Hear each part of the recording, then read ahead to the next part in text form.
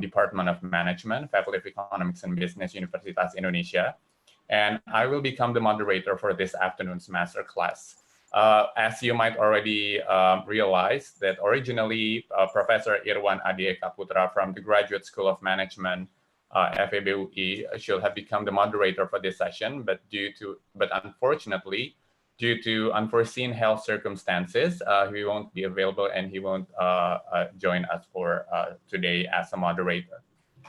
So to begin with, as I mentioned in the beginning of the introduction of this session, the topic of this masterclass is on some tips of how to pitch your research. I believe that most, if not all, of the audience in this session has some experiences in developing research proposals aimed for various parties, for example, potential sponsors or research collaborators. And this is especially very true because from Universitas Indonesia, we try to increase our engagement with international collaborators in terms of research. One of the main challenges is how to communicate our research proposal effectively. In some cases, we are trapped into explaining too many things, and in other cases, we do not explain sufficiently about our research proposal, and thus we do not achieve our goals in making the research proposals. Therefore, we are very happy that we can have Professor Robert Pfaff, who is a professor of finance at the University of Queensland Business School, who will explain about the pitching research framework that is basically built from his paper. And the framework is designed to systematically convey all the important facets of a scholarly research project to a research collaborator or mentor. And we hope that this will help all of the audiences here in designing effective research proposals in the future. Before I give the floor to Professor Robert Pfaff, I will, of course, explain briefly about his profile. Professor Robert Pfaff is a professor of finance and formerly director of research at the University of Queensland Business School, UQ Business School. He has an international reputation in empirical finance research, securing 14 Australian Research Council grants, funding exceeding 4 million Australian dollars, more than 330 referee journal publications, and 39 of them with A-star classification according to ABDC classification. He has also a career citation of more than 15,400 according to Google Scholar. And of course, I believe that if you're working in the field of finance, you might have cited his work as well. And also he has an H index of 62 according to Google Scholar. His particular passion is nurturing career trajectories of early career researchers. Professor Pfaff has supervised over 40 PhD students to successful completion and examined 50 PhD dissertations. Building on a 35-year academic career, his signature focus is on pitching research, which he will explain in today's session, with worldwide penetration as signaled by more than 15,800 SSRN downloads, more than 300 pitching talks or events at the 37 Australian universities, and spanning 54 different countries. In addition, Professor Pfaff is also the editor-in-chief of Pacific Basin Finance Journal, and formerly he was the editor of Accounting and Finance from 2002 to 2011, and associate editor of several journals, including Abacus and Australian Journal of Management. And before this session begins, I will explain some rules and regulations about this session. So please make sure that during the presentations, your microphone is muted unless the administrator will mute your microphone. If you have any question, you can post your question in the chat box, and then I will try to help to deliver the questions to Professor Pfaff as well. For those who participate in the session using the Department of Public Relations of FEBUI YouTube's channel, you can also post your question in the comment section, and we will also help to deliver the questions to Professor Pfaff. Without further ado, I'm welcoming Professor Pfaff to deliver his material. Professor Pfaff, the floor is yours. Thank you very much, Arif. Your kind introduction is greatly received, and I'm very excited to have this opportunity. I particularly want to thank Imam. Imam was studying at UQ in the last few years to I think, get very close to completing his PhD if he already hasn't done so. And I had the pleasure of teaching Imam in my UQ Business School PhD course called The Process of Research. And I think it was that association that has led to today's masterclass. And I'm very pleased about this. I hope that maybe this can be the launch pad or the foundation for further collaborations between myself, representing the University of Queensland, and your university. So without further ado, I will now start the masterclass. I am very pleased to see that many of you took the advice to do the pre-reading, to get a copy of the paper from the SSRN. This slide just reminds those of you that haven't done the pre-reading that after the session, you're very welcome to do some post-session reading. And I really do recommend this to you because today we'll spend close to 90 minutes, including question and answers, that take us through the basic elements of this framework. But the beauty of the SSRN paper is it's there for all time. So it's a reference, it's a guide, it has a lot of blood, sweat and tears, there's a lot of advice, and I know I wrote it, but I think it is a great, valuable resource. So we really would recommend those of you that haven't accessed it as pre-reading to access it as a post-session follow-up. I have three goals of this masterclass. The first goal is to explain the pitching framework to you, and not just to explain it, but to share with you some of the important elements of the underlying philosophy. And to me, this is quite important because if you stay tuned to the way in which I explain that philosophy, I think it gives you great insights into why the framework is designed the way it is and how you can best utilize the framework when you're trying to get your ideas together. So that's goal one. Goal two, we will then transition to some examples and applications. We will see how we're going for time. I have 2 or 3 examples that we can look at. 1 or 2 of these are videos. So subject to technology working for us, we will play those videos, and that will happen largely in section 2, goal 2. And then briefly at the end, I'll just draw your attention to a range of resources that are freely available to you that would be helpful to you after the session if you want to put into practice the information that we've covered. So firstly, goal 1, the pitching framework and the underlying philosophy. And the way I like to start this discussion is with a very simple cartoon. It's a cartoon strip that just has 3 cells. It's sourced from a very popular site for PhD students because it's meant to give some relaxation, some moments of happiness, of maybe even laughter. PhDcomics.com. And the theme of this 3-cell cartoon strip is I've looked at it. And essentially we have 2 players in this situation.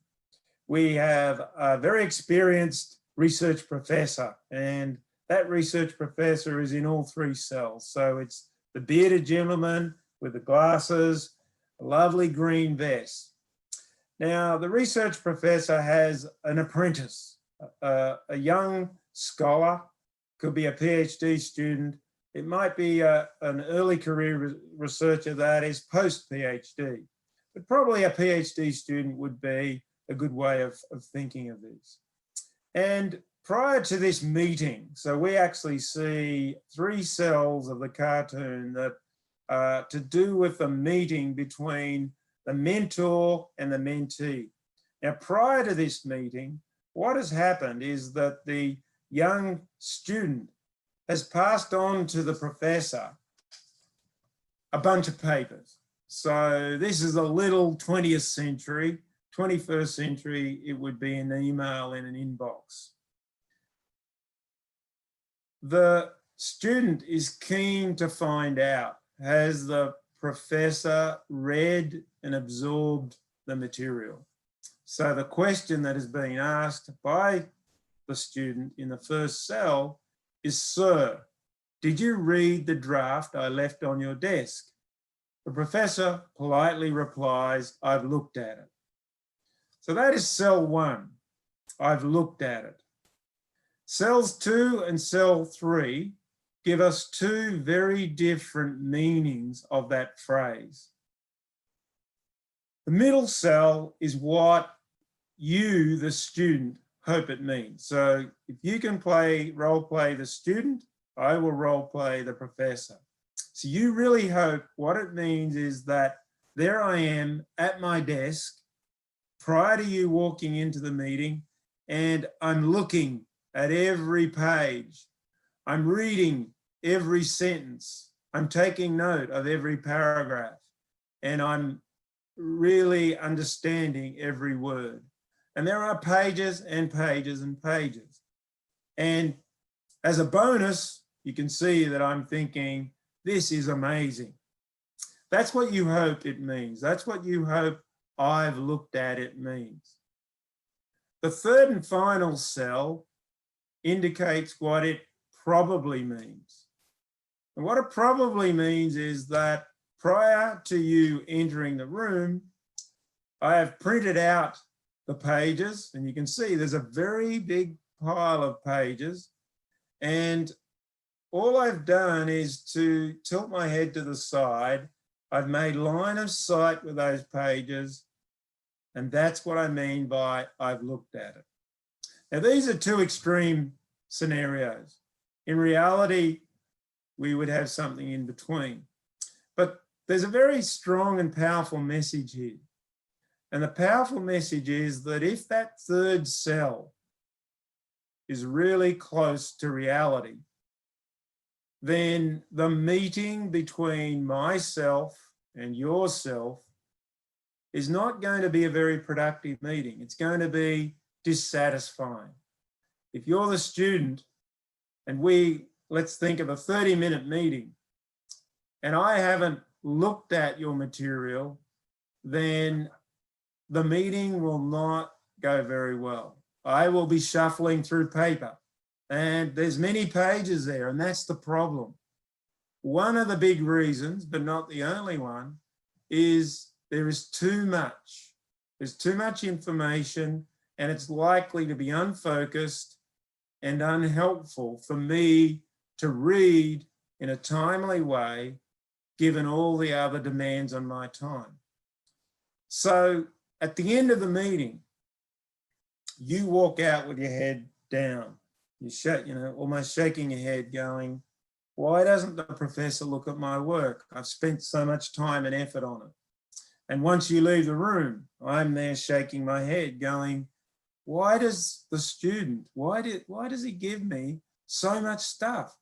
I can't possibly read all of this. So there's a problem here, and we have to figure out the solution. And I have a solution to you. It's not the only solution, but I think it's a good one. And the problem is communication. Okay? The problem is communication. Now, more than that, the problem is, well, it's still communication. And more than that, well, it's just communication. Communication is important in all facets of our lives. And when it comes to getting advice on our research, if we don't communicate well, we have a lot of problems, a lot of roadblocks, a lot of obstacles. And we want to communicate in this setting with an expert, an academic expert in the field. It's really difficult. It's difficult to convey the essential messages that we need to convey to get the technical advice that we yearn for. And the comic strip, the cartoon strip that I showed you, shows the classic flawed strategy. And the flawed strategy is to drown the professor with pages, to drown the professor with paragraphs, to drown the professor with sentences, to drown the professor with words. It will not work. It will not work for so many reasons. The communication will break down. So the framework that I've developed is all about trying to improve this communication. And the organizing principles that I have in mind are shown on this slide. So I want to give you something that is structured. I want to give you a tool that, through this structure, challenges you to be brief. It's going to be a simple structure that should work for you. It should induce a methodical approach on your part. And if you're really lucky, you will have a clear message that is communicated in a very focused way. So what is this framework? For those of you that have done the pre-reading, you should have an idea of the framework, but to help us all be on the same page, subject to technology, I'm about to play you a short video. It's a YouTube video. It's an animation. So it's put forward in a little bit of a humorous way, but it captures the essence of this framework. So 9 minutes. Let's see how we go playing this video.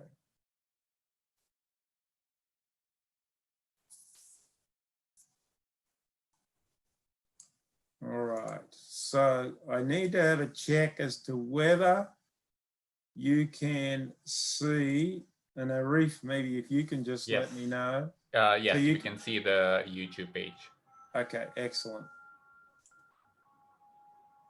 Hi, I'm Robert Pfaff, Professor of Finance at the University of Queensland Business School. You'll come to know me as the Pitch Doctor. Researchers make systematic and rigorous inquiry into things. It is immensely rewarding and important work, but definitely not easy. New researchers often have trouble getting started and maintaining focus in a sea of information. Supervisors are there to help, but their time is limited. Wouldn't it be great to have a systematic method for keeping yourself on track and getting the most out of the time you have with your supervisor? The pitch template is designed to distill your idea down to the key elements, making it easier to first clarify your own thinking and then to communicate to others. Identifying and articulating the essential details helps to start a conversation, allowing you and your supervisor to get the most out of the research process. You can also use the pitch template as a way to quickly deconstruct and record the important elements of research articles you are reading. Using the pitch template to reverse engineer the research of others will give you excellent knowledge of the leading approaches in your field. The pitch template is a living document that can and should be updated as you hone your ideas. It is designed to shape your thinking around what is most important and guide you from initial stages to final write-up. Let's take a look at the key areas of your research that are identified and outlined in the pitch template. What is the pitch template? First, your project needs a meaningful classification. Start by providing a working title and some key information on the research problem and background. Your working title will probably change over the life of the project. To start with, think short, 8 words or less, and informative. You can make it seductive and searchable later on. Next, you need a key research question. the overarching question that guides the research. When you are framing your research question, try asking yourself these questions. What is your overarching discipline? Is it finance, marketing, etc.? Start at the top and funnel down through smaller and smaller sub-disciplines to position your problem within a precise area. What is your paradigm? What is the broad field you are positioning your problem in? That is, the philosophical perspective. And what are the underlying assumptions and language required for this paradigm? What is your focus? Are you pursuing a descriptive, predictive, or analytical approach? In the next section of the template, you identify key research papers. Choose the 3 key articles that have most helped you clarify your thinking. These may change across the course of your research project, but it is important to always have an understanding of how you plan to fit your research into the broader literature. Next comes motivation. In this section, you explain what are the scholarly factors driving your study. Motivation can come from real-world phenomena, the requirement for a new theory or model, or stakeholder needs. How should I organise my research thoughts? It's as easy as 3, 2, 1. Now that you have defined and positioned your research problem, you need to focus on the key specifics of how the research will be conducted. 3. There are 3 basic building blocks: idea, data, tools. Your idea is a central statement that connects your research question and your motivation, and, if possible or relevant, hints at your central hypothesis. It should be a statement that provides insight into the idea as a whole. Next, you consider your data. When thinking about data, there are 2 areas to contemplate: what you need and what is possible to reasonably access or collect. With data, we can think of it as having a demand side and a supply side. On the demand side, what data do you need to answer your research problem? Is it possible to collect the data you need? What sample will be required? What sample size will be adequate, and what will be desirable? The supply side. What data are available? Is it possible to access? Who needs to supply the data, and is this viable? Are there ethical or other constraints to producing the sample? The data section of the template will help you assess the feasibility of the project, as well as highlighting issues that may need to be worked out with your research mentor before you start your data collection. Tools. Again, think about tools in terms of what you require and what is available. Think of it from the demand and supply side again. Demand side. What tests, tools do you require to answer your problem? Tools can include software programs, materials for data collection, etc. How will you access these tools? Supply side. What tools do you have access to? Are there other people or organisations that could facilitate access to tools that you require? 2. There are 2 key questions. The first question is, what's new? This is your chance to show the novelty of your project and why you're excited about it. Is it the first to achieve something? Does it solve a problem? The second question is, so what? This section is about why the research will be important to others, especially to your academic tribe. Think about the implications for the discipline and key stakeholders in the motivation section. What will change once someone reads your paper? Will they think or act differently? 1. There is one bottom line. The bottom line is contribution. Think broadly about the contribution you are trying to make to the existing research and write an overall statement that encapsulates what you hope to achieve. Other considerations. This section is for any other issues that will have a bearing on your research. What are your target journals for publication? What are the research-related risks? Is it possible someone else is already conducting your research? Are there risks associated with the research process itself, such as ethical concerns or feasibility issues? Finally, think about what role your personal assumptions and expectations could play in the outcome. Avoid designing a test that almost certainly will give you the answer that you desperately want to be true. Your approach should be objectively scientific, that is, open-minded and inquisitive, rather than aiming to confirm your personal faith. Now that we've gone through the pitch template, what can we conclude? First, the pitch template provides a simple and flexible tool to guide you through all important considerations when conceptualizing and designing a research project. Second, by taking the time to methodically work through each section and keeping within the guideline of 1,000 words, you will have all your thoughts organised succinctly for a meaningful discussion with your mentor. Remember, less is more, and by using the template, structured less is even more. Third, over time, using the template will make you a more efficient and effective researcher. You'll be able to conceptualise and define aspects of a proposed research project more quickly, giving you confidence. You'll also develop an understanding of your own research strengths and weaknesses. This knowledge will form the basis of your program of skill development. Most importantly, you will be able to optimise the time you have with your research mentor, ensuring each meeting moves your research project meaningfully forward, even when your research mentor is time poor or grumpy. For more information on the pitch template, go to the SSRN and access the latest version of pitching research at the following web address. Okay, so let me just get rid of that, and hopefully we're back on the slides. Sharing those. So the animation has now, in a quite succinct way and hopefully an entertaining way, given you an insight into the framework and all its elements.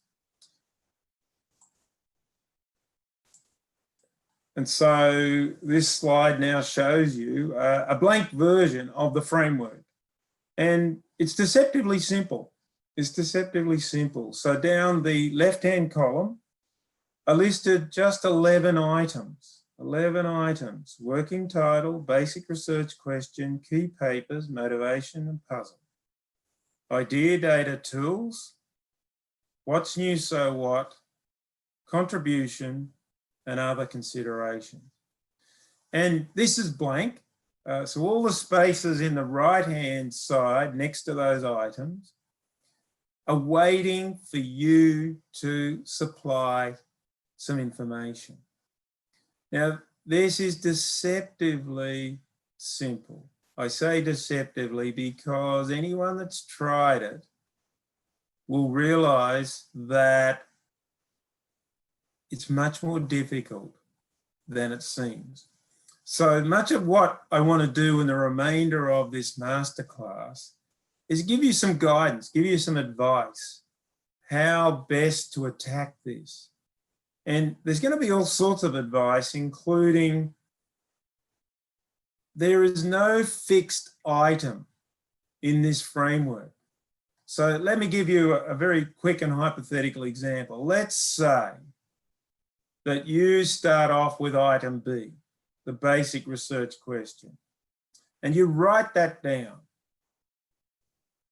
A really bad way of using this framework is to take the view that what you've written down initially for the basic research question is set in stone.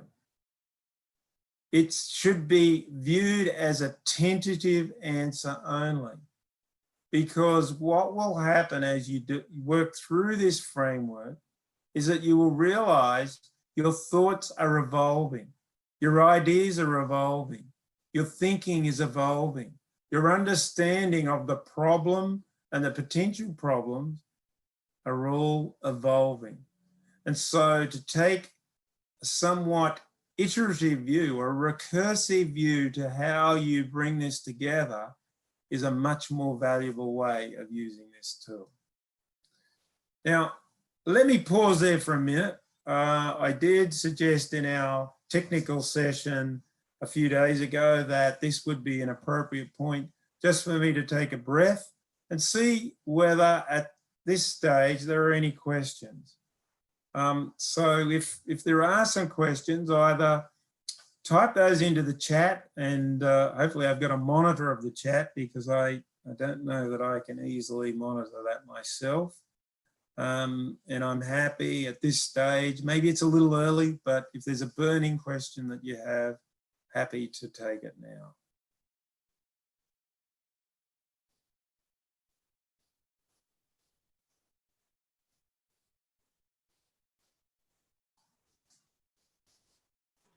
Okay, I think that probably means right now no questions, but as we now move forward, I'll be keen to induce questions from you. I've said this many times before, and I'll say it now. My ability to read minds is zero. So I'm going to do my best to read your mind and provide information and guidance, and maybe even think of some questions that I believe you might be asking, and then try and answer those questions. But I'm probably wrong, and I need you to feed those questions when it's appropriate. The way I like to now move is to just say something about the design of the framework, because it's true that it's somewhat contrived, but I've contrived it this way because I think it works.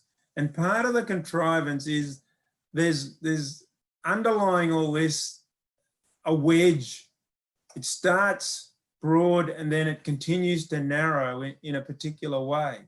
So the top part of the template, the first 4 items, this is where the wedge is the widest.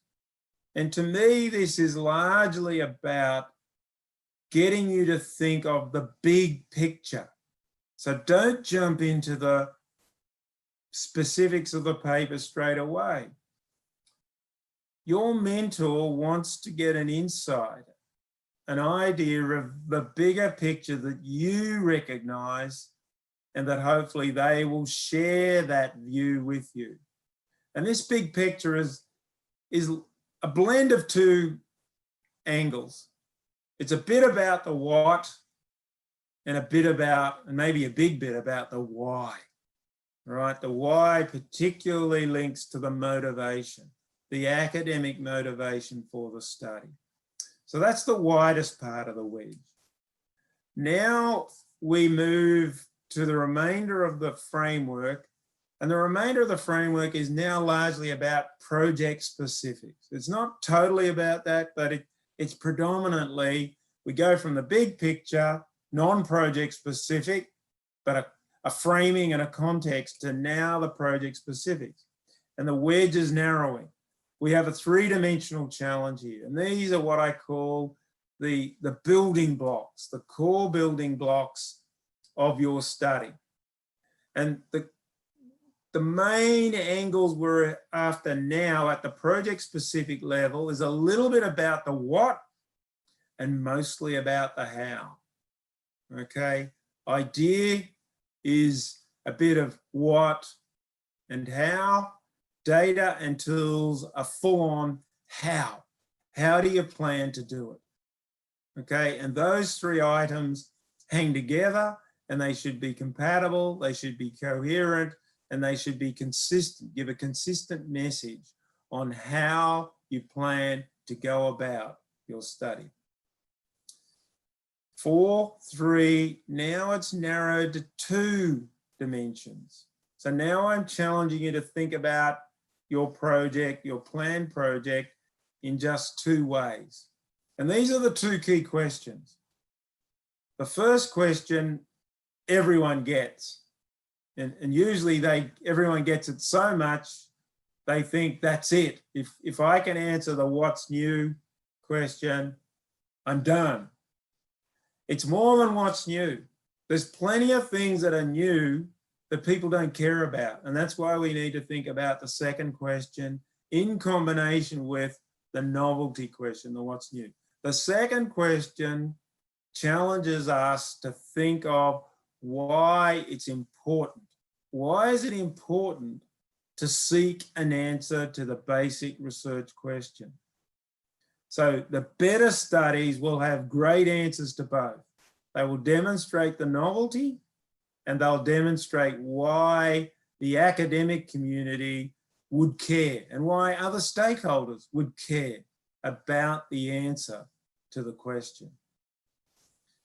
4, 3, 2, 1. The wedge is now as focused and as tight as it can be.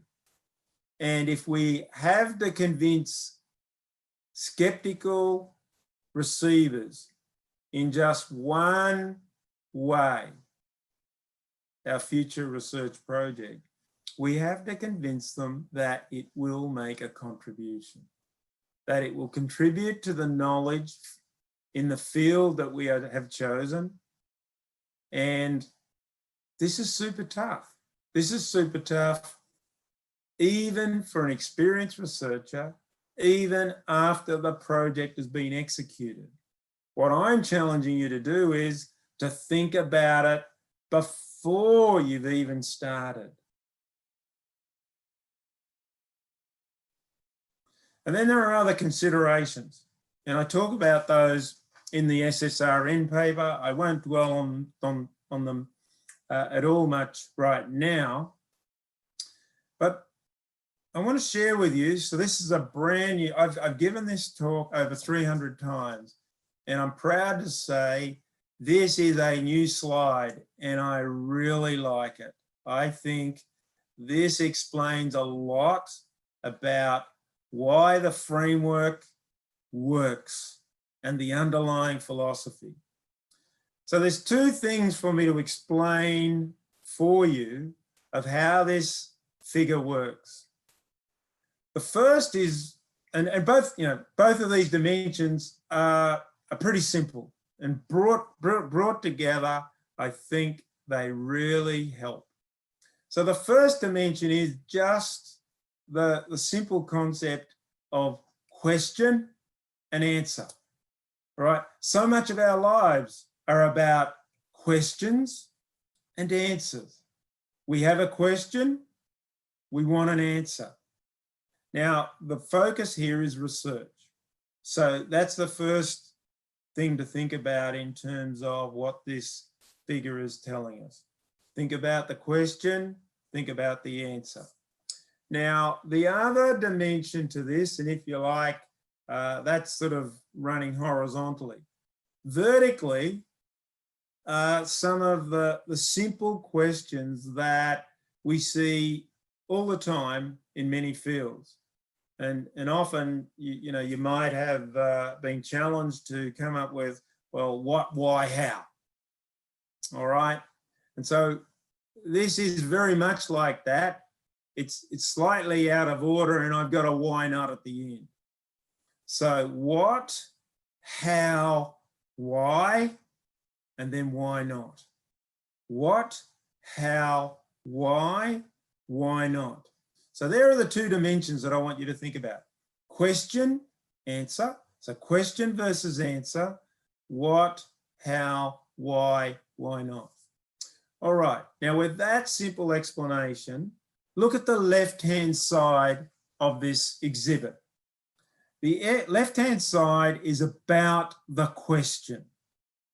And the question here is related to your proposed research.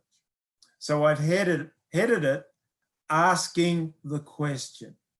So if we go down that column of asking the question, the first thing that I indicate there is, what is the question? And this is across from the what piece in the middle of the diagram. So what is the question? So in terms of the framework that we've just been through, the pitching research framework, the most obvious thing to mention is the research question. So that is telling us front and center, what is the question?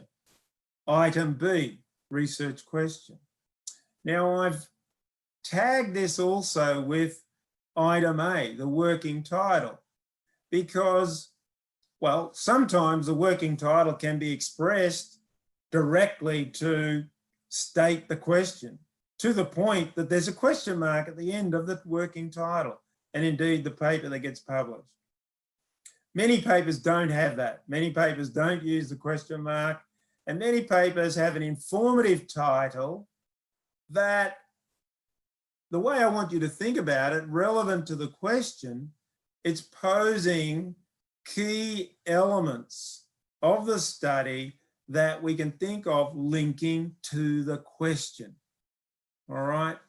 So both of these items, in my mind, are very much about what is the question? What is the question that you're asking in your research? Now, if we go further down this column, opposite the why, and now I want you to think of, well, why this question? All right, it wasn't given to you. When we're doing research as independent researchers, we don't get given questions. We have to come up with them. And we have to pose to ourselves, why? Why have we decided on this question? Is it the best question? And so the two elements in the framework that I think are relevant to asking why this question are items C and D. So item C are the three key papers, okay? And I sort of think of this as the micro justification for why this question, because those key papers should very much inform the big thing, the most influential things you've read in the literature that essentially you should be putting forward is, this is why, at a micro level. Now, motivation is the broader sort of flavor on this, and I've labeled it the micro of why. So the academic motivation should be thinking about the macro part of the bigger picture part, if you like, of why have you chosen this question? All right, and it conveniently lines up that left-hand column are those four items that I said were the widest part of the wedge. And I said that they were really designed around the framing, the positioning of the paper.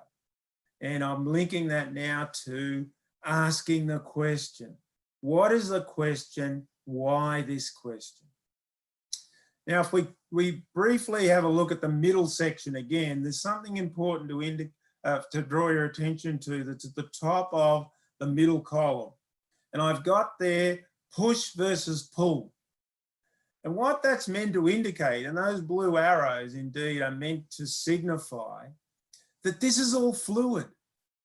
You don't fix any answer until you get to the end and you've iterated. And what is really happening, and what should happen for a very well argued pitch, is that there's been tension between pushing and pulling all the pieces. Because if there's no push or pull, what will happen is you'll have a quite inferior pitch, because there'll be consequentials. There'll be what we call, I guess, the term path dependence. And we shouldn't be constrained by that path dependence. Everything is tentative until you decide that it's not tentative anymore. So you should be willing to go back and see, have I got to push it? Am I getting a push from another part, or am I pulling towards this part? So it's making a judgment on how tentative your answers are and whether they need to be adapted and changed. And those blue arrows are just trying to, in a simple way, indicate that there should be a healthy push and pull recursively across all these items. So let's go to the right-hand column. So the left-hand column is all about asking the question. Well, if all we do is ask questions, we will never learn anything. We are striving to get the answer, and hopefully the best answer. So what are lined up down the right-hand column under the heading getting the answer? Well, we have entries against all 4 items. We've got an entry against what? We've got an entry against how. We've got an entry against why and an entry against why not. So let me explain in terms of getting the answer. So the first one of those, in terms of what we think the potential answer might be. This is the idea. So in terms of getting your mind around what I need to write down to express the idea, this is essentially what you think the potential answer to the question is. Now, there should be uncertainty about that. If you know the answer already, that's not research. You're putting forward, based on your reading of the literature, based on theory, all the relevant theory, what it is that you believe the potential answer is. That is the idea. And as I say in the SSRN paper, in many instances, but not all, this will in large part link to a prediction or a hypothesis based on the relevant theory. Now, there are some areas of research and some types of research where an example would be qualitative research. You typically don't have predictions. You don't have hypotheses. You want to learn how the world works in some particular setting. But you still need an idea. You still need some inkling of what the potential answer is. But for those areas and disciplines for which a hypothesis makes total sense, that is linked to the idea. What is the potential answer to the question that you're posing? And you're unsure, you're uncertain. You don't know whether that is the answer. You want to test that hypothesis. So that's item E. So now let's move down one step to the how question applied to getting the answer. How can we get the answer? How do we do it? How do you plan to do it?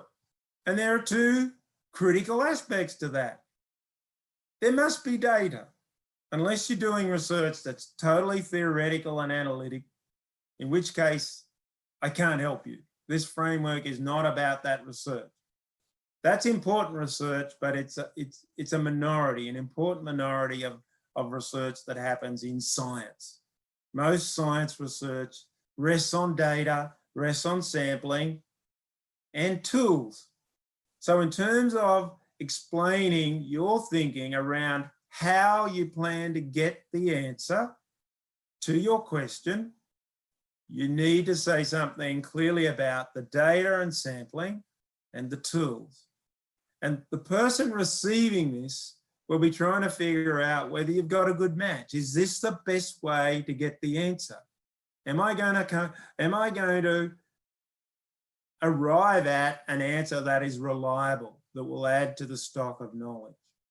So getting the answer in terms of the what and the how at this project specific level, if we package those up, they are the building blocks: idea, data, tools.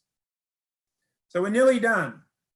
We're in the getting the answer column, the far right of this exhibit. We're now at the why question.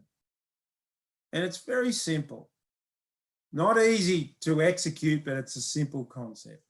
Why do we need the answer? Why is an answer to this question sufficiently important and is going to be influential to those in this field? Why do we need the answer? There'll be certain things that people in the field will say, we don't need the answer, or we already have the answer. So what are the elements of the why? Why do we need the answer? Well, they're the 3 remaining important pieces of the template. The 2 key questions. So what's new? That's going to tell us a little bit about, and an important bit about, why we need the answer. And, you know, at the risk of trivializing what we're essentially saying here, we need the answer because we're finding out something new. As I've already suggested to you, that's not enough. There's plenty of new things that aren't really new, or even if they are new, people won't care. They're not important enough. So the second question is very valuable and critical to why do we need to know the answer? Because it's important. Why is it important? Who cares? And it's the so what question. And those two things go together. They're like the two key questions. But the third element that I've got here under why do we need to know the answer?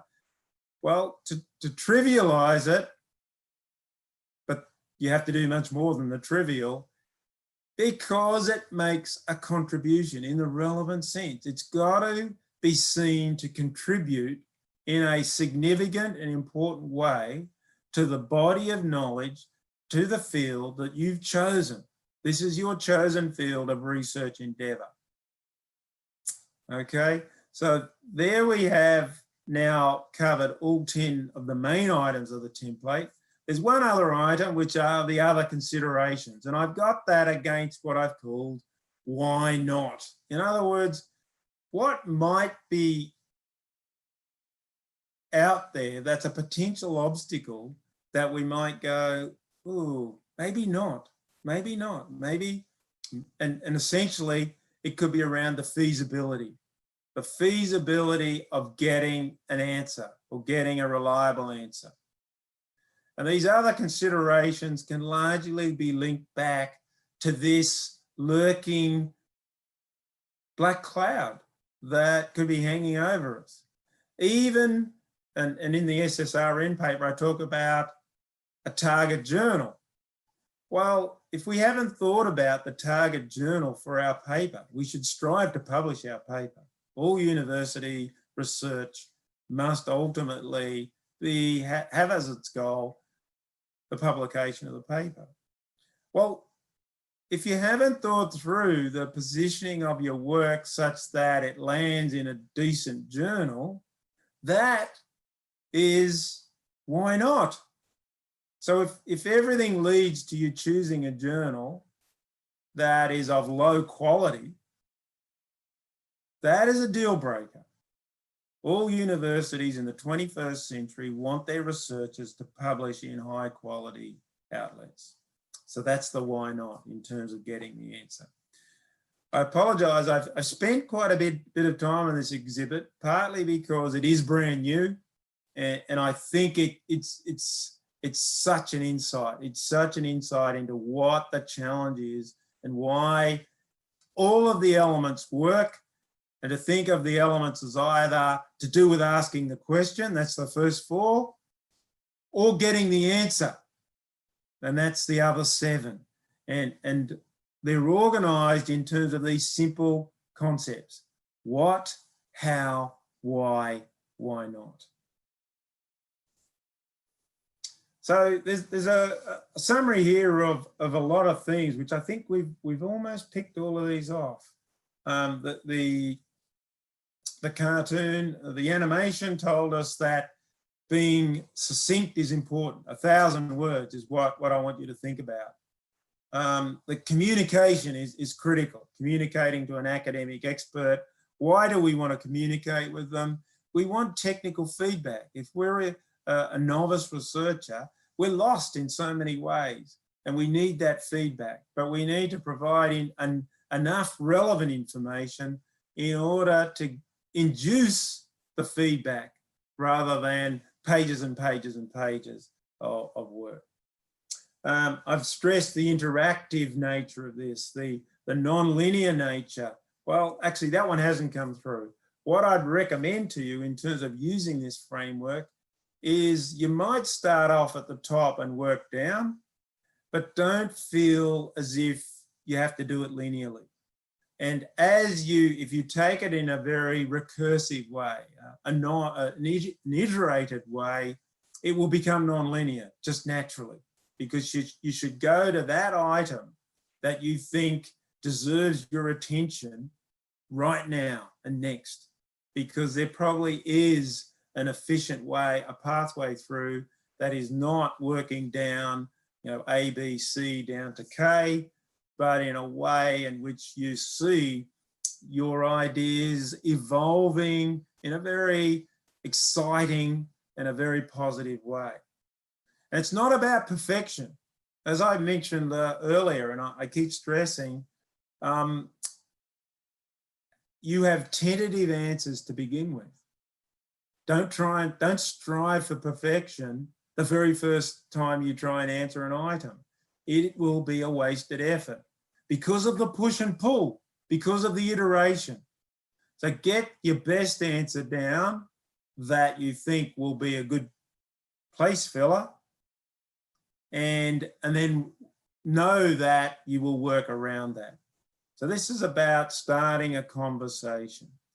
Now, I think in the interest of time, I'm going to skip over much of the detail of the next 10 slides, 15 slides, because they pose a whole bunch of things for you to think about in more detail about each item. And so we just don't have time to do that. These slides will be available to you. This recording will be available to you, so you can work through these at your leisure. And I really recommend you do this in conjunction with getting the SSRN paper and reading the advice, the very careful and well-intentioned advice around each of these items. Working title, I think keep it as simple as you can. Some of the working titles that I find are most frustrating are ones where they're really long and they've got a lot of things in them. So I almost feel like I can't count beyond 3 in a lot of this. And I feel if I see there's more than 3 things flagged in a working title, I'm starting to get a little bored, a little distracted. So you need to figure out what are the 3 key dimensions of your question that you want to flag to a reader, because a working title is almost always the first thing that someone sees and tries to get a quick impression of what is this paper about.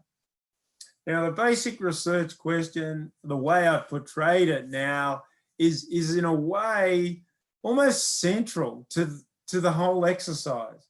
And you can't expect to get that perfect the very first time. So you have your best guess at it, your best stab at it, you build around that, and push and pull, no doubt, will come into play. And I think, again, the research question, I've seen students who want to tell me 5 research questions. So, and it just doesn't work. So try and convey what your main question is, and try not to make it too complex. Try and figure out and pick out and isolate up to 3 things that make it, that really encapsulate it. And 3 is a magic number here. So if I see a research question and I think, oh, there's only one theme to this, one thing, it leaves me lost. Even 2 things.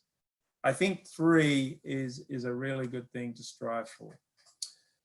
The key papers, and some questions you might have, we can come back to some of these things I'm skipping over, but to me, a question I could anticipate is, well, Professor, can you give us advice on the characteristics of these key papers? Should they be seminal, for example? And my answer would be no. Do not give me seminal papers. Any paper that's older than 5 years, I don't really care about. That it's not fitting the purpose here. The big purpose of these key papers is to give a feeling of, or convey an understanding of where the forefront of knowledge is in this field. And the seminal papers won't on their own give you any clue where the forefront of knowledge is. The seminal paper is 20 years old, 30 years old, even 10 years old. Super important papers, but they're not what I'm after here. So really recent papers, other things equal, more recent the better. Second thing, in terms of advice on choice of key papers, go for or be biased towards papers written by leaders in the field. They're recognized leaders in the field. They're more reliable in terms of where the forefront of knowledge is heading. And the third piece of advice is have a strong bias towards papers that are published in the tier 1 journals in your field. And a lot of fields will have like a top 3. In finance, we have Journal of Finance, Journal of Financial Economics, Review of Financial Studies. So my bias would be just focus on those when you're trying to identify the key papers. Super recent, written by leaders in the field, and in the top 3 journals. Motivation and puzzle, you know, think of it here, the one piece of quick advice I'd have here is you're trying to portray in as few words as possible some of the big things that we know relevant to the big picture. So some of those landmarks of knowledge that, you know, this is what we know that's relevant to the paper I want to do, which then allows you to springboard into one, probably no more than 2, but one broad area of interest in this field where we've got a lot of uncertainty. There's sort of questions. We don't know, and that you need to try and convey not only that we've got a gap in this broad field, but it's a gap that people and experts in the field would really like to have answers. So it's a bit about what I was saying earlier, why, not only that there's something we don't know, but why do we need to know the answer? There's lots of things that we don't need to know and we should avoid them. So that's the big picture. In terms of idea, I think I've already said enough on that. Hypothesis, prediction, theory. It's like, what is the plan? What is the potential answer to the question that you've posed? Data. We need data. Most of us are doing empirical work, and whatever the norms are in your field, and particularly the gold standard. So number 38 here, I just pick out and draw your attention to. As much as you can, get yourself in a position where you're trying to mimic the gold standard of data and sampling in your field. If you can do that, then things can still go wrong, but you're in pretty safe territory. Tools, same sort of thing. In some fields, the tools and the method is evolving very dramatically. In my field, that's the case. And you want to be in the zone of the gold standard of contemporary tools and methods. So those are the basic building blocks. I've probably said enough around what's new, so what, and the contribution. But if you want to have a look at those at your leisure, there's plenty of suggestions here around that. Maybe one quick comment on contribution, and that is, and there's a little bit of a mix here, that at one level, in terms of the paper that you have in mind itself, it's what that paper will deliver in terms of creating new knowledge and sort of directly, and oftentimes it will have, you know, part of you, you know, it'll be a blend of, well, it's the newness and novelty and why it's important. But if you just repeat those answers, you're missing a golden opportunity here. And that's where we want to go beyond that narrow perspective to then think, well, if this paper really comes off, it will provide a platform. It will open a big door, if we're really lucky, to a brand new field. And that's a huge contribution, right? And it's not just about the narrow delivery of a goal or an objective for a paper you have in mind. It's an ambitious goal about, hey, this could be the next new hot thing. Okay, a bunch of things there and other considerations, but I'll skip over that. Goal 1, and we're sort of, an hour in, if we subtract out the introduction time. Maybe I'll pause there and just see whether there are any questions before I go on to an example. Okay, so do you want to take question now? One or two, if you could sort of hand pick what you think are Okay. the juicy sort of questions, if you got more to choose from. Okay. So you actually received several questions, which some of the questions have been addressed by your explanation. For example, about the about the working title that you mentioned.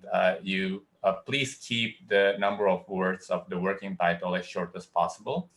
But sometimes, I don't know, because if you would like to make a very attractive title, sometimes you have to make a quite long title. I've seen several papers who try to quote some of the findings and then, I don't know, find a certain, how do you call it, like phrase to reflect the quote. But then it makes the title a little bit long. So there's sometimes a trade-off between making an attractive title and making the title as short as possible. Do you have any tips for that, maybe? And this is actually a question from Kevin Andrean. Okay, no, good question.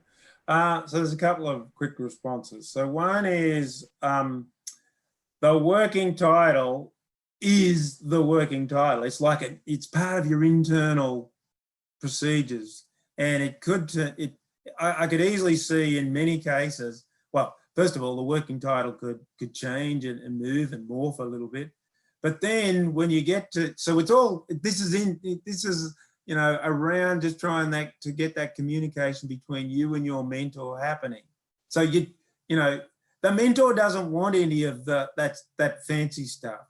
That stuff is when you've done the paper and now you're thinking about the marketing of your paper, then the idea of or what your title should be will change.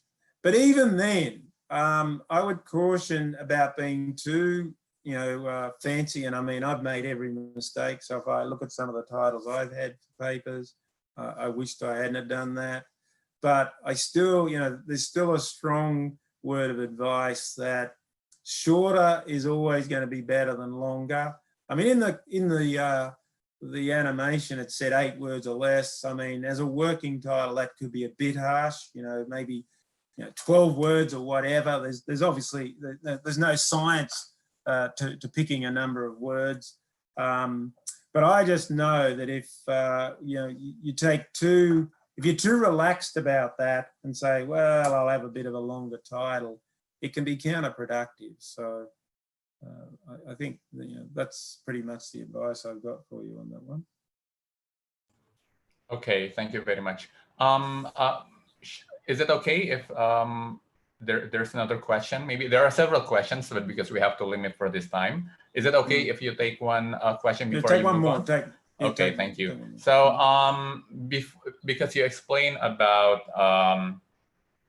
during the well, most of the things that you have explained is happening during the planning time of the research. So when you plan the research at the beginning, and as time goes by, maybe you realize that there are some hurdles and there are some problems that you didn't anticipate before, because you mentioned that you have to identify the data at the beginning, and then at first you thought that the data is available, but then suddenly I don't know, the data becomes not available for you. So there's a change of planning. So how do you incorporate that potential changes in? Do you need to build a kind of a new research template, or should you address the potential risks of the research going forward from the beginning? Well, I think all of that, you know, there's no one answer, but, you know, the things you suggested, I think could all be part of it. I mean, you know, so one of my goals here is just to try and convince people to anticipate as much as you know, as humanly possible. And things will always happen that are a surprise. You know, the data and sample one is a good example where, you know, you're very confident the data and sample are available, you know, other people have used it or whatever, and then something happens, you know, suddenly, you know, for some reason there's a barrier, you know, the data's there, but it could be a cost thing or whatever.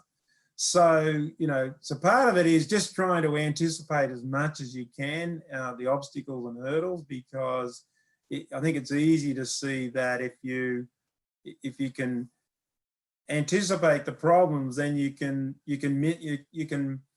reduce the heartache, the agony, the lost time if you go down a path and then have to change. Now, something happens that you couldn't anticipate, and something around data, well, then you've got to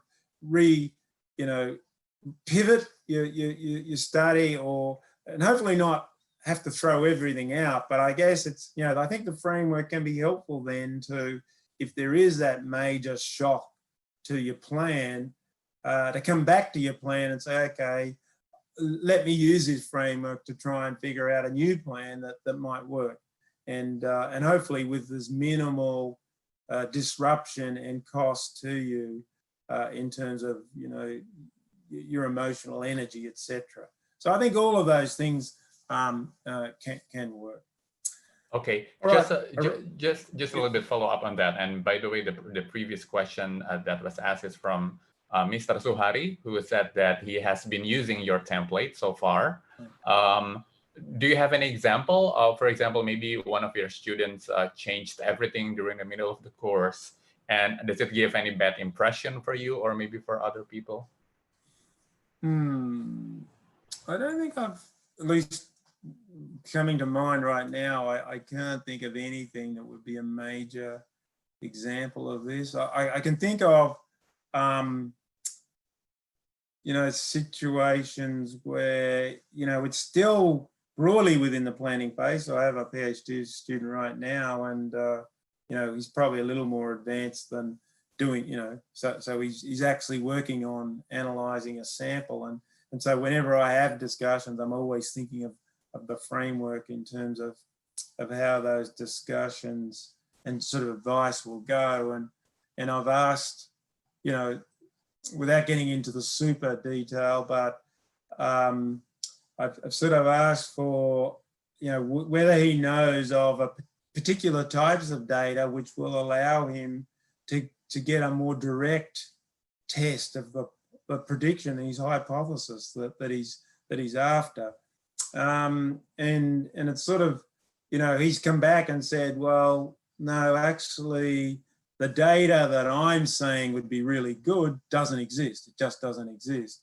So it's turned out to be a bit of an obstacle to him. It doesn't mean that he's not abandoning the paper. We have come up with some other angles, but I think the framework can help the supervisor think of particular questions that can be put to a student. And in this case, it didn't lead to the pot of gold, but it's nevertheless helpful to explore all those potential avenues. All right, if I can move on to goal 2, and we're very squeezed for time now, so I'll have to make a few calls on how we do this. So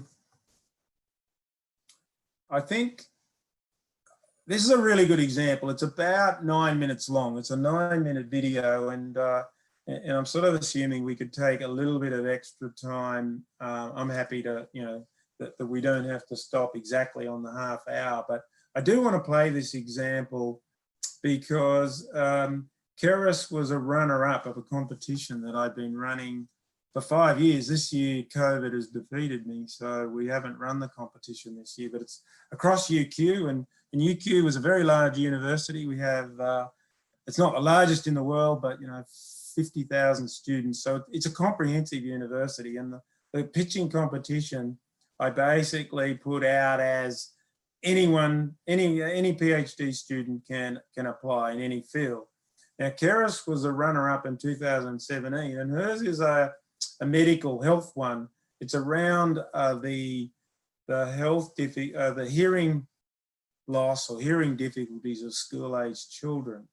So she uses the framework, and I think it's a really good example, and many in the audience won't have this background of research, but I think it's a powerful test that if we're not in the field of the research, but we can anticipate the things that the Keras, in this case, is going to deliver to us, I think it's comforting. I think it's comforting, and I really want to play this. So we'll play this now, and I'll have to be careful I share. Wait there, I'm playing it. It's not, I wasn't hitting. So the slides I'm going over now just are there to prove to you there's a written version, because the oral version is a little bit different because she only has 9 minutes to present, so she can't talk through all these words. But there is a written version, and it's super important. Okay, the written version is super important. Okay, this is what I wanted to click.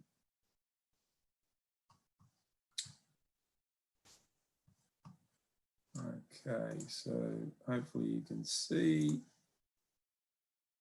Good afternoon. My name is Keras and I'm also from the HABS faculty, but the School of Health and Rehabilitation Sciences, and I'm here to talk to you about my research entitled Using an Emerging and Innovative Technology, Wideband Acoustic Emittance, to Diagnose Conductive Pathologies in School-Aged Children.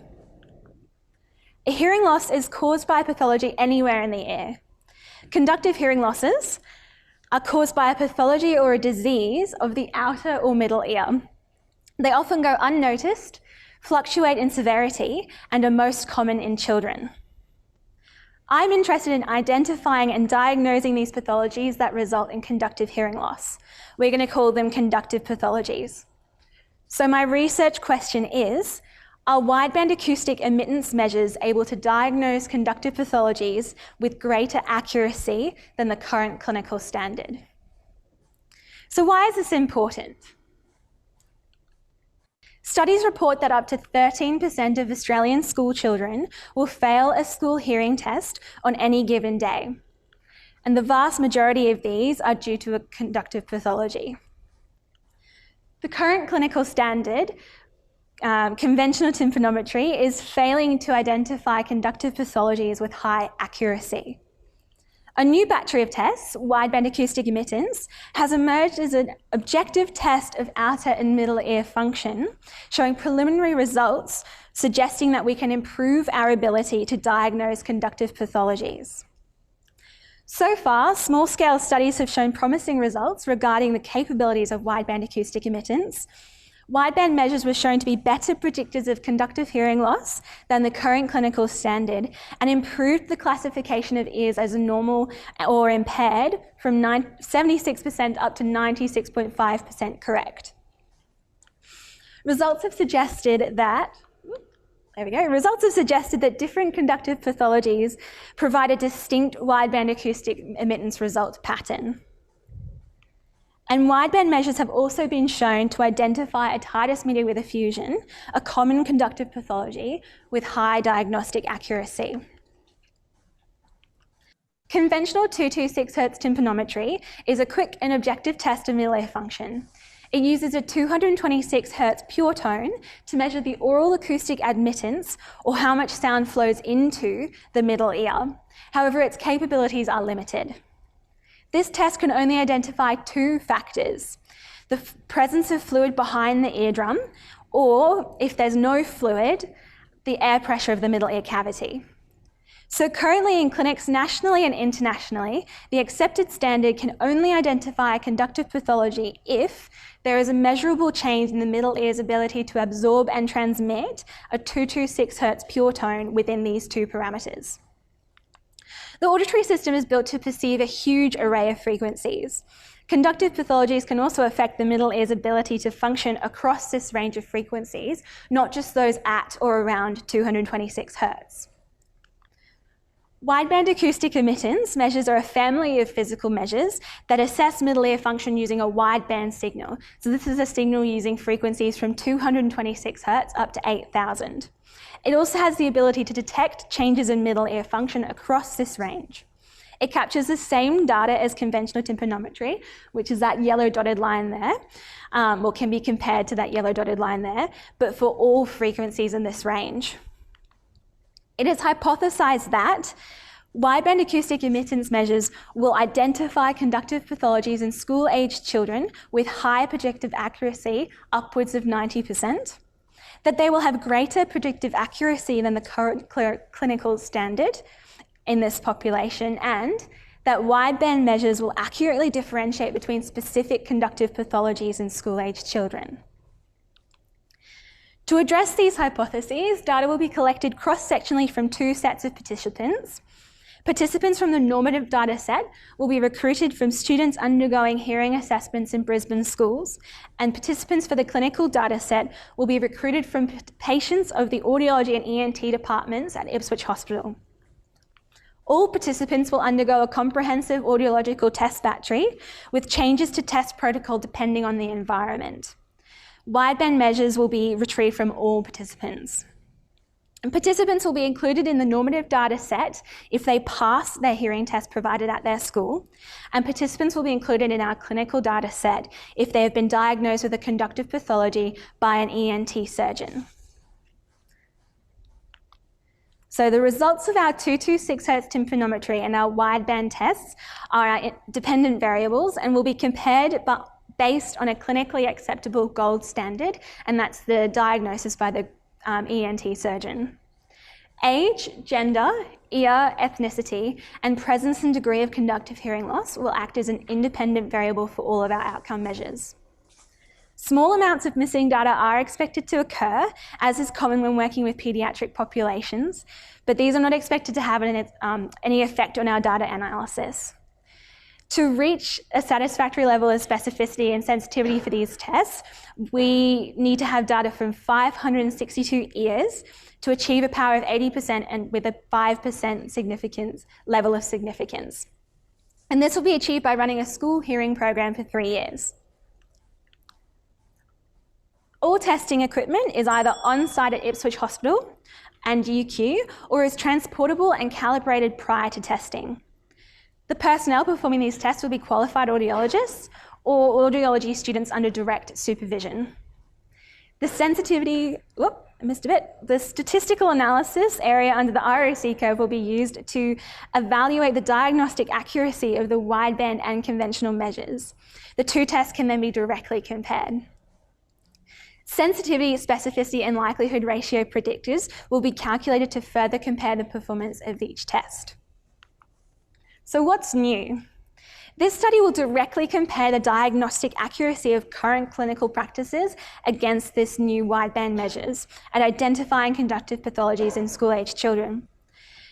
We will also use the wideband measures to diagnose the pathologies in school-aged children, which is an entirely new concept within the literature. But so what? Diagnostic accuracy is of utmost importance for best clinical practice, and the current clinical practices are not diagnosing conductive pathologies with sufficient accuracy. This study will provide critical information regarding the diagnostic accuracy of our conventional methods versus the diagnostic accuracy of an innovative technology.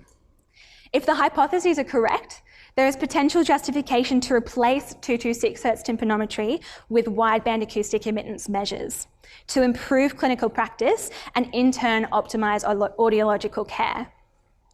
Additionally, if conductive pathologies are able to be diagnosed in this manner, then children will not have to undergo surgical and invasive procedures just to get a diagnosis. Direct comparison of the diagnostic accuracy of these two measures for identifying conductive pathologies in children is a novel concept, and as such, this study will fill a prominent gap in the literature.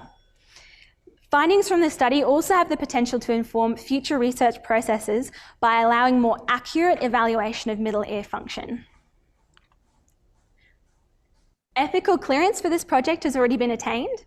It's a low-risk project and all of the tests are routinely performed in health settings around the world.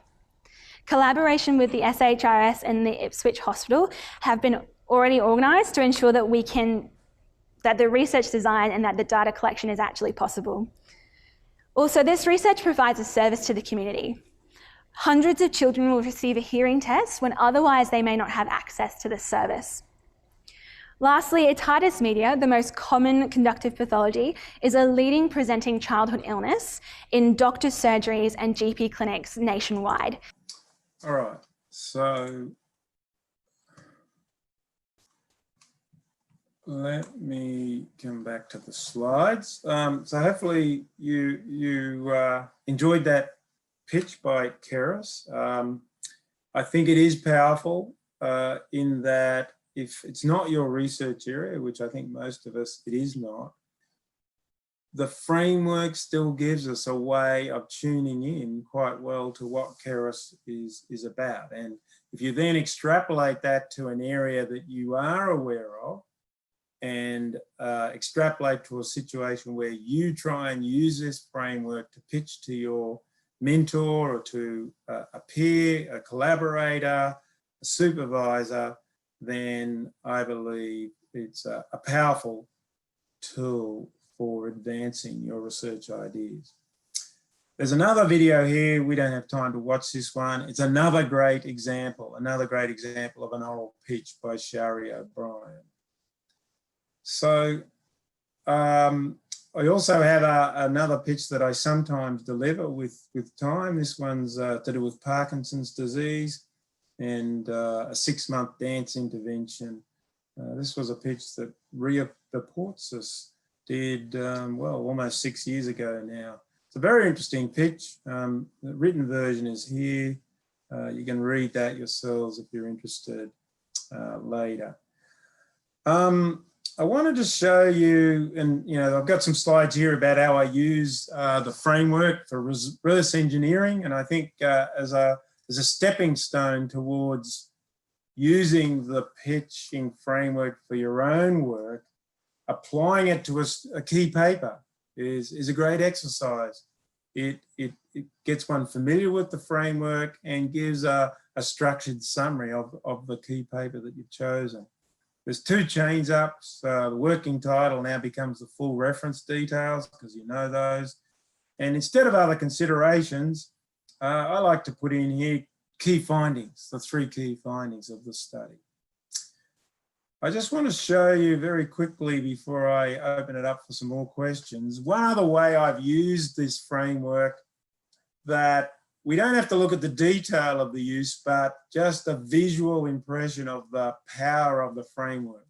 So here's an example of a pitch that I received a couple of years ago.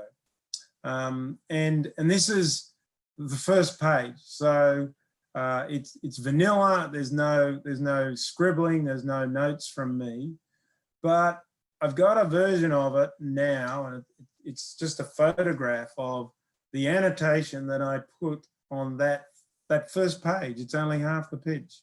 And it was a very good pitch. And indeed, it was so good that I'm now working with Anna, who pitched this idea to me. I'm working together with her as a collaborator on this paper. So on one page, there was 16, I've numbered them there, 16 things that I could talk to her about. Now, not all of these are important, but this starts a conversation, and that's from one page. Okay, now the second page, which I don't have here, had almost as many. I think I had about 30 items to talk to her about on that pitch. Here's another one in an area that I know nothing about. So the working title here is The Effect of Diet Quality on Milk Delivery in Newborn Calves. So this is like a, well, it's not really a vet science one, but it's to do with animal husbandry. And I, in the context which I won't explain to you, I had to deliver to Jared some advice. And so even though this is not my area, and I've numbered here, I got to 21 items for a pitch that was not even 1,000 words, 2 pages. And I'm not an expert in the field, and I could talk to Jared and help him, at least at a broader level, in terms of clarifying his ideas and improving his research. The remainder of the slides talk about other resources. There's a range of SSRN papers that capture a lot of pitch examples from all the competitions that I ran at UQ. There's a whole bunch of YouTube videos if you wanted to watch any of those pitches being delivered. There's also a library of examples, well over 200 examples that this library of examples hangs off my webpage. There's a bit.ly link here that would take you to this. And so I've just got a screenshot of the very first part. So it's the under the A of the alphabet. So accounting disclosure, agile software development, agricultural economics, auditing, aviation. So there's quite a variety of areas there, and a bunch of other resources that you can find in these slides. So before I open it up for any remaining questions, and I'm happy to take a number of these if you wish, I just urge you and sort of recommend so strongly to you that if you didn't do the pre-reading and that you didn't obtain the paper from SSRN, there's plenty of time for you to do it. Get the paper, and it's a reference point for you. It's written with a lot of care, and it really takes you through and gives you a lot of advice around how to use this framework. So I hope you've enjoyed this. I hope it's been helpful to you. I hope that I've challenged you to think about how you might use it in your research.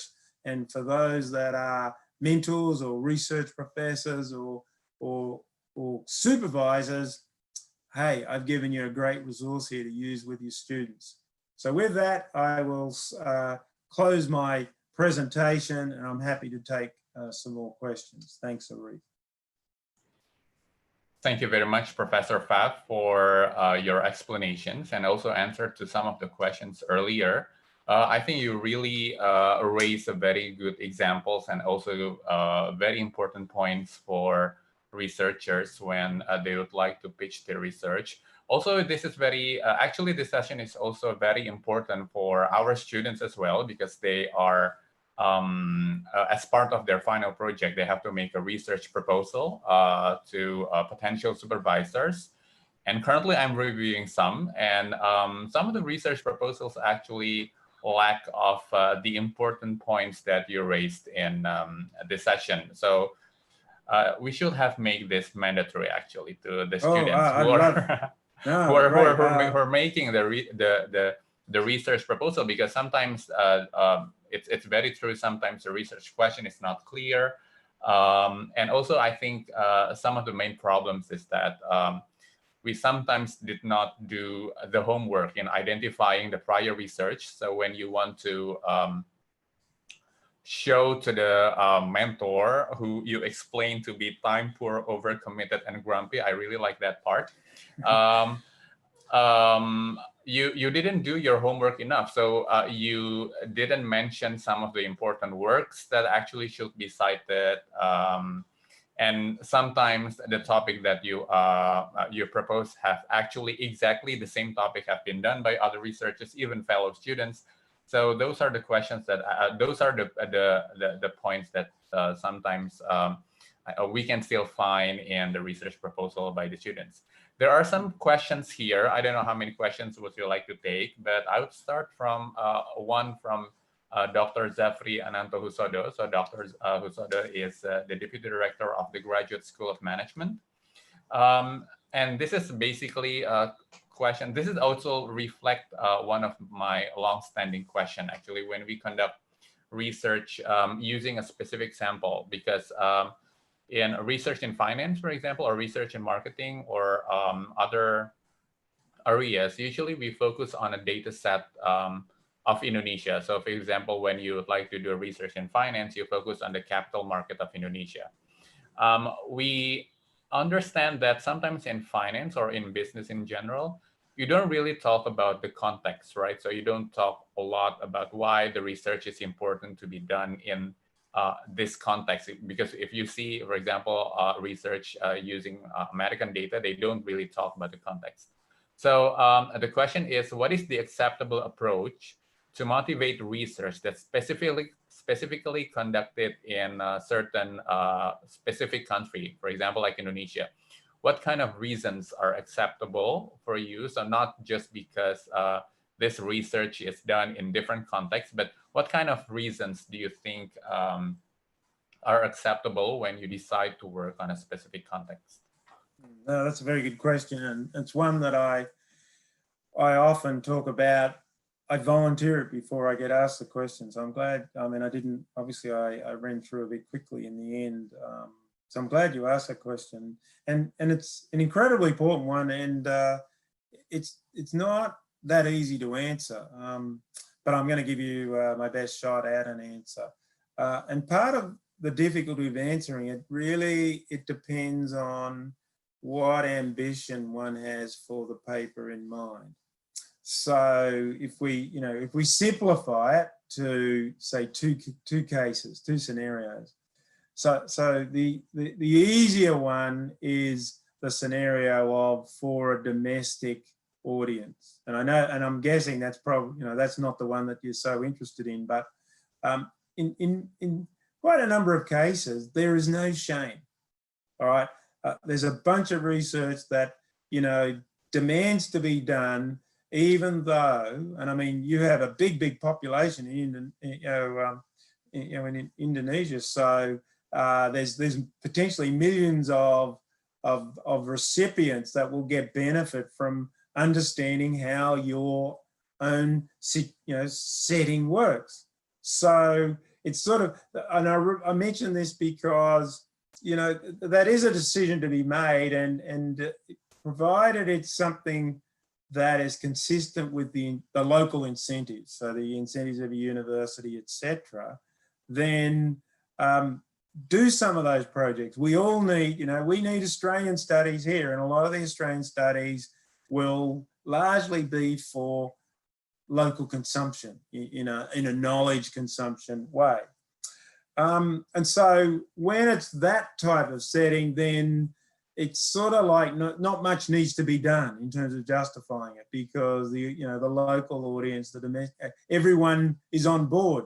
And when you think of the US, and I have to be careful what I say, but there's an element, I guess, of arrogance that for them the US market is all that matters, and they don't feel they need to justify why they choose that setting. Now, a lot of the time, it's probably quite reasonable that they take that view, and particularly in my field of finance, which you mentioned, it's in 90% or more of the situations, the best data and the best market setting of a capitalist society, of a developed market, is the US, and that's why it sort of works, and that's why we often, Australian researchers doing finance will not use Australian data if they want to go to that other scenario that I'm talking about.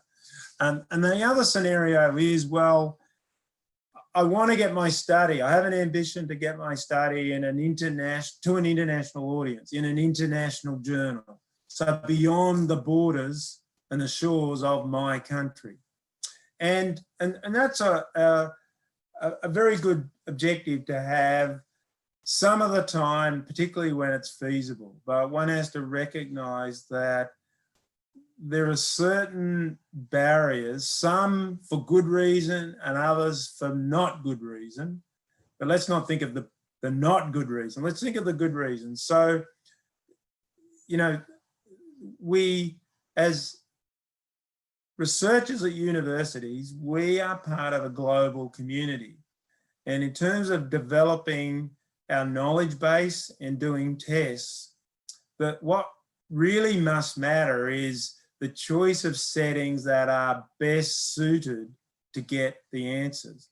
So the problem that poses, that in many instances, this will rule out a setting like Indonesia. This will rule out a setting like Australia.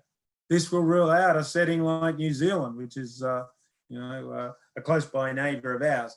Mainly because, well, there's a combination of reasons. The market's too small, or the market's not developed.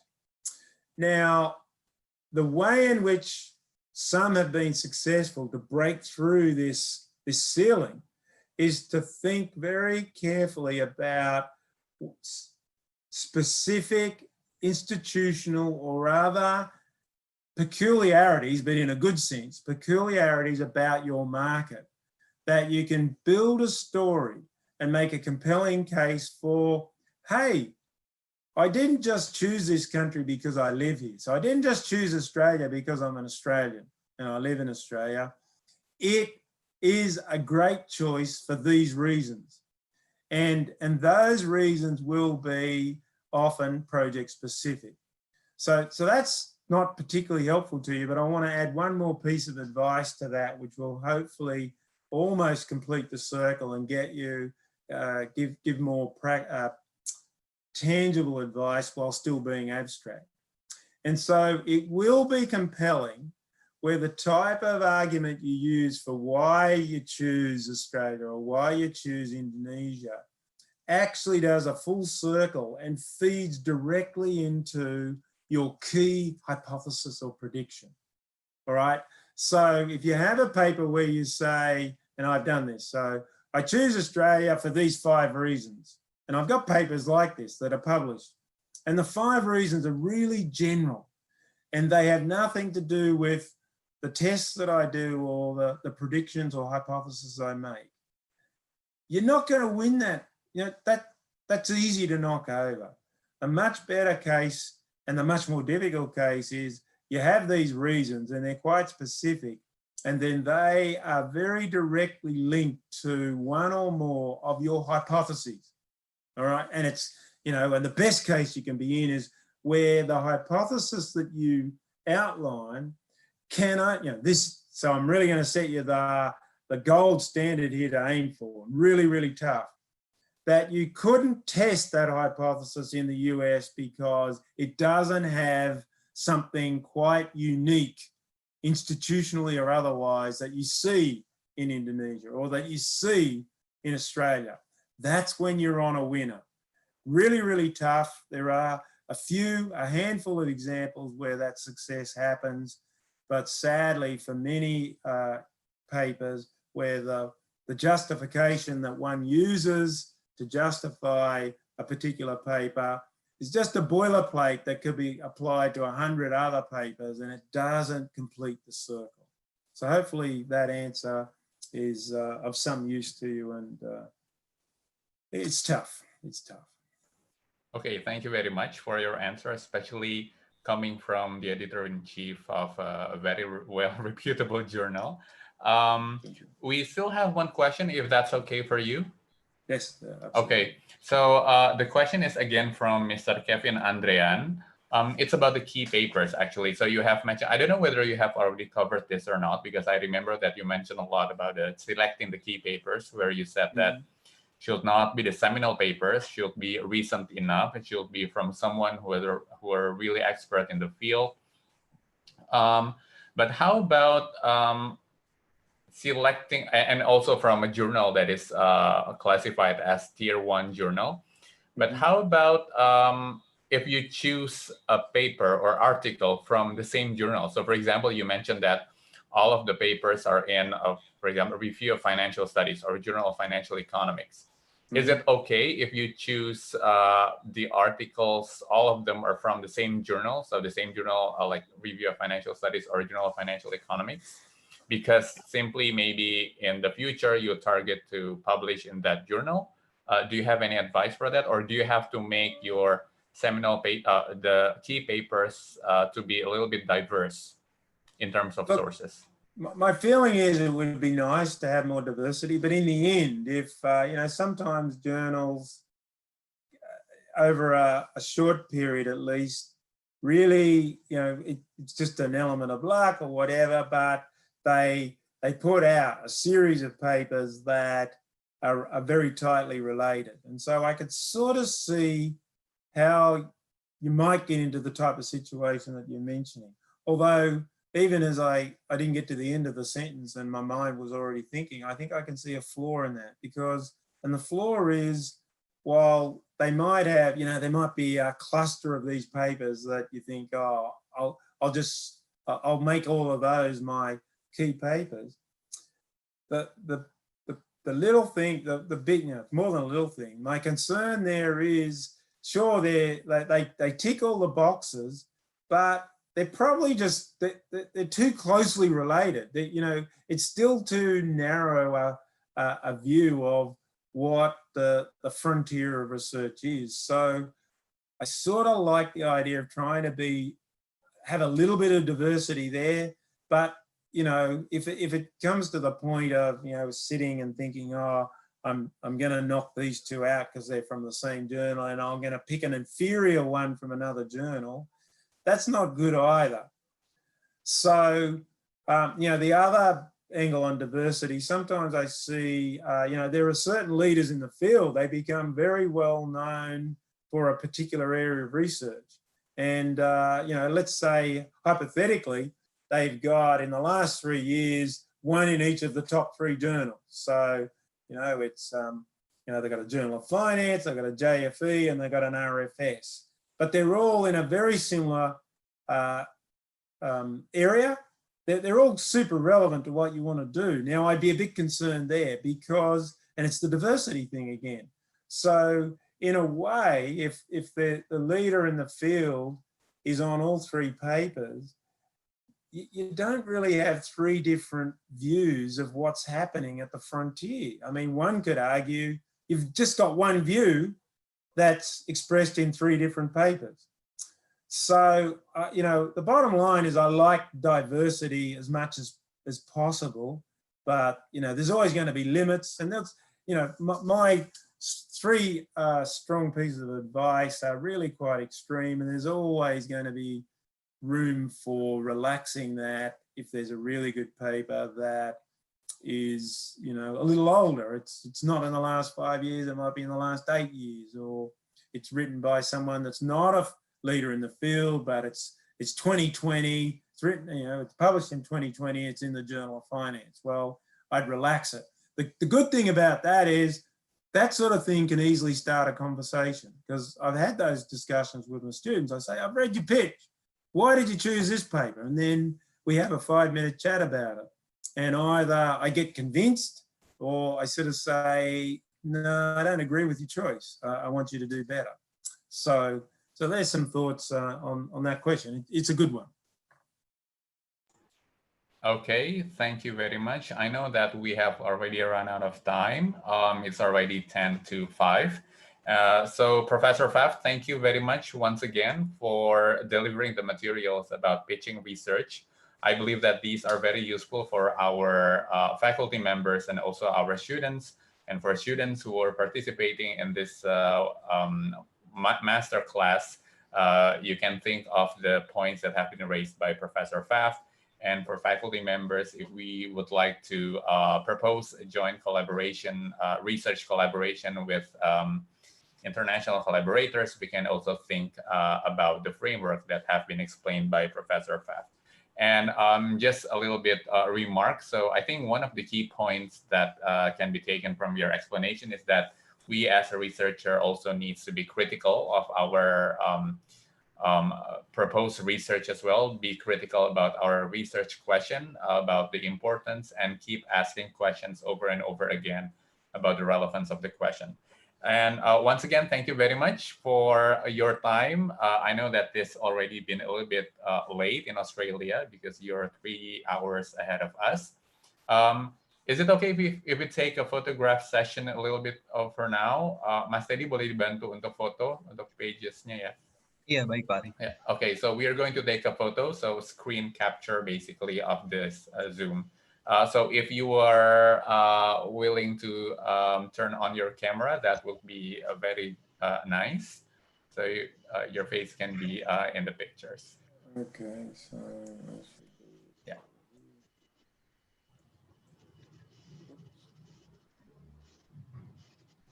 While we're taking that photo, I've really enjoyed this. I think it's a fantastic initiative, and I'd again like to, well, thank you for your wonderful moderation, Arif.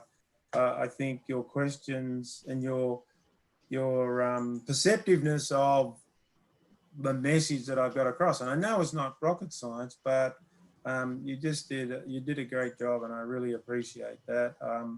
And you know, I hope, you know, if there's something from your side that you think could follow on from this, I'd be happy to hear about it. I mean, for example, if there was a bunch of students in the coming months that you know, as part of the course or whatever, that did some pictures, and maybe you selected a small number, maybe, I don't know, 6 or whatever, that we could have an event where they, a bit like that video that I showed of Keras, where they pitch for 8 minutes, 8 or 10 minutes. I could give some advice and maybe even, well, I don't think we've got any prizes in COVID. Prizes are a bit difficult, but I could make some judgment on, at least a certificate of, who I felt did the best, etc. So if that idea appeals to you, please let me know in due course, and and we could work on it. Yes, it's a very interesting idea. We are going to talk about that. So Dr. Husodo, who is the Deputy Director of the Graduate School of Management, is also present today. So we are going to talk about that for the possibility. But thank you very much. You said that it's not a rocket science, but even though it's not rocket science, many people still forget about these simple things, about how to communicate your research proposal effectively to other people. So once again, thank you very much, Professor Robert Pfaff, for delivering the materials, the very important points for our researchers, or for faculty members, and also for students. Just as an